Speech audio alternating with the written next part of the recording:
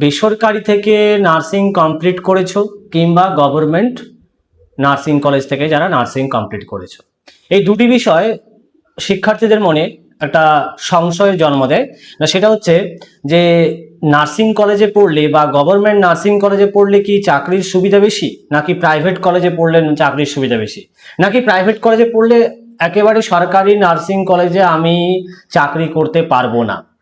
এই প্রশ্নটা কেন এসে দাঁড়াচ্ছে না, কিছুদিনের মধ্যে WBHRB তারা স্টাফ নার্সের ভ্যাকেন্সি নিয়ে আসতে চলেছে। তো যারা নার্সিং কোর্স কমপ্লিট করেছো, যারা বিএসসি নার্সিং কিংবা জিএনএম কমপ্লিট করেছো, তাদের জন্য অত্যন্ত একটা সুখবর আসতে চলেছে।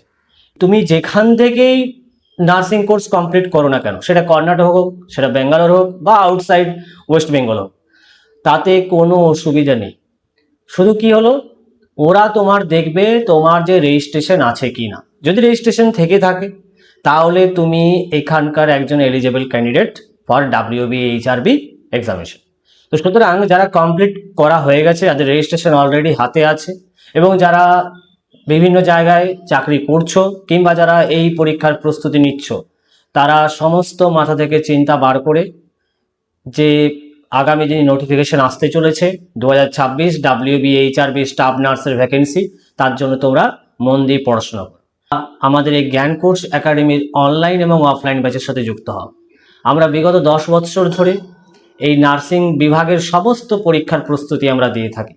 অল্প সময়ে এই যে তোমাদের যে সিলেবাস সেটা সম্পূর্ণ করতে চাইছো, তার যথেষ্ট দক্ষ শিক্ষকের মাধ্যমে তার নোটস এবং ডাউট ক্লিয়ারিং ক্লাসেস, এছাড়াও তোমাদের এক্সট্রা ক্লাসেসের মাধ্যমে তোমরা এই সম্পূর্ণ সিলেবাসকে তৈরি হতে চাইছো, তোমরা অতি দ্রুত আমাদের দেওয়া ফোন নাম্বারে ফোন করো এবং নিজের নাম নথিভুক্ত করো।